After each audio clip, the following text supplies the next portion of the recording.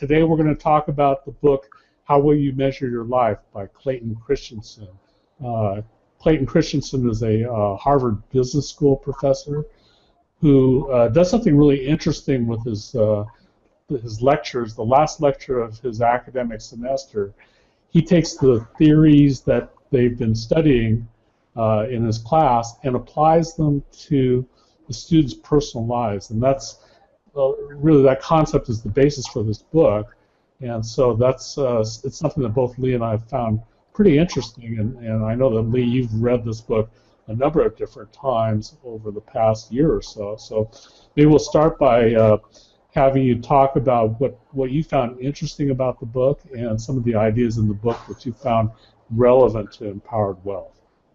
Thanks, Ron. And I think, you know, this has been one of the more difficult books from the standpoint of trying to identify, when you ask what have you learned, it's been so much and in so many different ways. And, you know, I reflect back on the book. At the very beginning, he talks about theories and the role that theories play. And I think in his coursework, when he's working with these MBA students that are just getting ready to graduate, they've got jobs that they're just getting ready to accept, and it's kind of like in his heart, he's saying, I know that I've prepared these young men and young women to go out into the world, and they need to be able to see that if they look at the same theories that we've taught them in Harvard Business School and applied them to their personal life, then they've increased the possibility that they would be very successful. What he does is he writes the theories down on one side of the board, and then over on the other side, he puts up 3 questions. And basically the questions are, he says, you know, how can I be sure that, and I'm looking at him over here, but he says, how can I be sure that I'll be successful and happy in my career, my relationships with my spouse, my children, and my extended family and close friends become an enduring source of happiness, and I live a life of integrity. And then he put in parentheses, stay out of jail. Yeah. I wondered, why did he put stay out of jail there? But then as you really look at his graduating class, and you would know and recognize some of the names from that his own graduating class. Unfortunately, a lot of those did end up in jail, high-profile situations where they didn't have the right theory.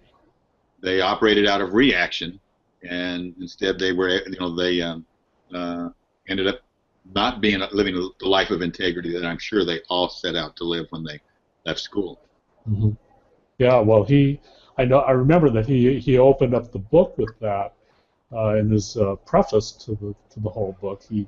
He talked about how the reunions that he had for his graduating class, and how over time he could see some of the changes, the differences between those who did well and those who didn't, and he attributes a lot of that to some of the theories that he described in the book. So, did any of the theories jump out at you as ones that were particularly interesting or relevant given our mindset and our way of approaching things? Yeah, I mean, I think there's a lot of them, and first, let's talk with the first chapter that he talked about for a second, and then let's jump to the very end. In the very first chapter is entitled something like "You Don't Need Feathers," something like that. Right. And what he's talking about is the theories. So you think about when men first started developing planes, or how could they learn to fly? What would be the most obvious correlation that they would use if you'd never seen anything fly but birds? What would be the greatest correlation that you would use to determine, if I want to fly, what do I need? And you would say, well, I need wings and I need feathers. And I think if you look into the history books, you see people out there with these devices, contraptions that they strap on themselves that have wings and feathers, and they jump off of a house and they go crash, and and so they started working off of correlation. What was missing really was the theory. And a theory was developed a couple hundred years previous to that by Bernoulli's principle that talked about lift and how lift works. And until somebody moved and grabbed hold of that theory, like the Wright brothers and others, until they had that theory, they couldn't even be they really couldn't get any lift to really fly. And it didn't matter how big your wings were or how many feathers you had. That correlation was wrong. But when they adopted the theory, then they were able to move out. And so taking the concept of theory, and what it's done for me, that alone, what it's done for me, is it's caused me to rethink what are my theories, what theory, before when somebody comes up with an idea or they want to make a decision or I'm faced with a decision myself, what theory can I rely upon that will increase the predictability of what's happening in the future? Because when you think about it, data is all about the past. And studying the past is not a bad thing. I mean, if you don't want to repeat the past, study the past. But sometimes we get so consumed in studying the past, and the future is changing at such a rapid pace that unless you have theories, you won't be able to know how to take that data from the past and really apply it to yourself moving forward. Mm-hmm. So understand then that throughout the book, he moves us through different theories that will not only strengthen our business, but will strengthen our personal life. And then he concludes, and I was so impressed with, you know, I mean, it's one of those things where I wish I would have thought about it myself. But he talks about having that image of, you know, how do you find your purpose? And the first thing he says was you get a likeness. You know, you have to, he says, when artists draw a picture, they take a pencil and they create a likeness of what they want to have as their final product. And I think that's true in life. What's the likeness that I want to have for myself? And then identify that, and then have the courage and the confidence to live it. And it's one thing to say this is what my life's purpose is. It's another thing to live it. I really like this. He says, you know, the person I want to become, and he's talking about himself, and I may plagiarize some of this because I'm going to go through the exercise. I've gone through similar exercises. I have it somewhat defined, but I like the idea of a likeness and being able to use that as part of my theory. But he says, the person I want to become is a man who is dedicated to helping improve the lives of other people. That was number one. Number two was a kind, honest, forgiving, and selfless husband, father, and friend. And then number three is, and I like the way he worded this, a man who just doesn't just believe in God, but who believes God. And, you know, I thought, what a great description and a great likeness for us to all try to aspire to. That strikes me as you know, something that you might say as a result of the question that you cite often about John Wooden, about who would you be and what would you be capable of. Exactly. It's along the same lines. You know, he talks about the importance of really, you know, I'm going to look this up real quick, hopefully real quick. But he talks about the importance of finding your life's purpose. He said, the most important thing is that you'll ever learn. He says, I promise my students, if they'll take the time to figure out life's purpose, they'll look back on it as the most important thing they will have ever discovered. He warns them that, you know, they're heading out of school and all of a sudden life happens. And if you don't here's a good time to figure out what it is, because it gets tougher to figure out later in life. And he said, what's true for them is true for you too. If you take the time to figure out your purpose in life, I promise that you will look back on it as the most important thing you will have ever learned. And I reflect upon our process, and I'm tempted many times, you know, to break the theory. I get people that say, listen, my problem is this. I've got this happening in my company, and this person isn't getting along with this company, and I got to reorganize it and get the right pieces. Can you come in and help me? And those are meaningful decisions. Those are decisions that, in some cases, I'm working with a company right now that it impacts thousands of lives, thousands of families, the decisions that they're making, and they're making it without a theory. And unless they know what their bigger purpose is, something that transcends the business, it's very difficult to make meaningful decisions in the present without that meaningful future or meaningful purpose, and then the theories to guide by so that you can make meaningful decisions in the present.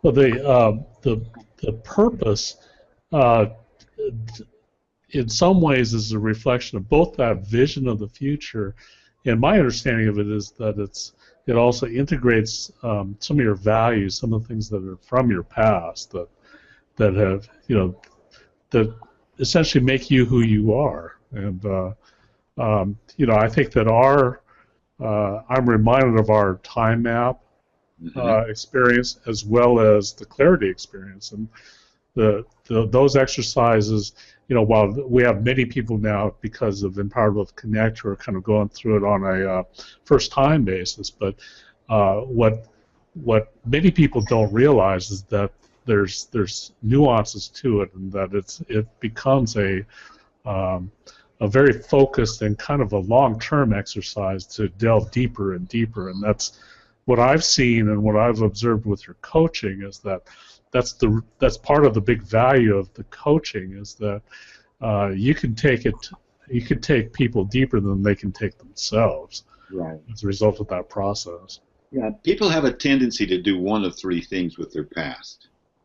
They live in it, they ignore it, or they learn from it and use it. Mm-hmm. And so if you live in the past, it's impossible for you to ever see a future. Yeah, we both know people who are like that. Well, sure. I mean, you grow up with a high school star that's always going to be a high school star, and he's no matter what, he doesn't know how to go beyond it. Or you have people that, that whatever event came along became the reason that they haven't reached their highest potential, and right. So they're living in the past, and then you have those that ignore the past, and they're doomed to repeat the same experiences over and over again. They flail. I call them.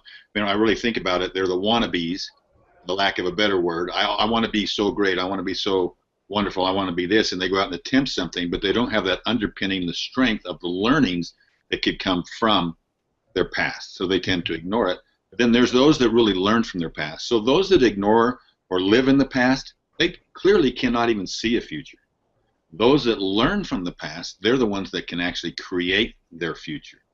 And so understanding the theories behind that you use your past to learn from, you identify, and the beauty about the past, if you really understand how powerful the past is, if you really can, you really grasp the powerfulness of the past, whether it was a bad experience or a good experience, and if you'll agree with the following, and you agree that everything that happens in this life is for our learning. I challenge you to think of something in our lives that is not for our learning. I don't care how awful or horrible or horrific it is, there's learning that always happens. So if everything is designed to learn from, what are we doing to become the great students? So as we learn from our past, they teach us. Well, can our past teach us from the same experience? Can it give us new teachings and new lessons? Absolutely. Those are course corrections. As we set out with our future, we take a look at our future and where we're going to go. A lot of times the course corrections comes from a new understanding of something that's happened in the past. If this happens, then that. So I've had this happen, but understanding that gives me a new understanding of this, and I'm now able to make a course correction and to be able to move forward with it. So the interaction, the theory is taking our lessons from the past and looking at them as a continuous teacher, not a one-time teacher, but a continuous teacher that teaches us based upon our experiences, having a bigger future that transcends that horizon that's constantly changing, causing us to change and constantly moving. Having that horizon out there that we can move towards, it's how those two interact together allow us to have something that will always be meaningful and something that will always be bigger. Yeah, and I've seen the work that you've done with some of your clients, and it's very encouraging that once they make that shift, then they become much more energized and much more focused on the future and what's next, and how they can grow and continue to grow. A lot of people that start off, they're in crisis and problem-solving mode rather than in growth mode. But once they get turned around, and once they realize the opportunities that they have, I've seen them suddenly light up and start moving forward in a growth mode again. The book is so rich then when you think about that. Think about the beginning of asking that question, what'll make you happy? And he talked when he asked about that. Then he says, in the book, I'm going to give you theories that have been time-tested as business theories and my personal experience in life, and then you can apply those theories. One of the things that he showed early on is that it's not about what I think. It's not about taking what I think and using it. It's about getting you to think about your thinking. In other words, to give you the tools. Like, if one of the things that he frequently does is if you ask him a question, he goes to the theory and he says, "Let me show you how that theory worked with this company."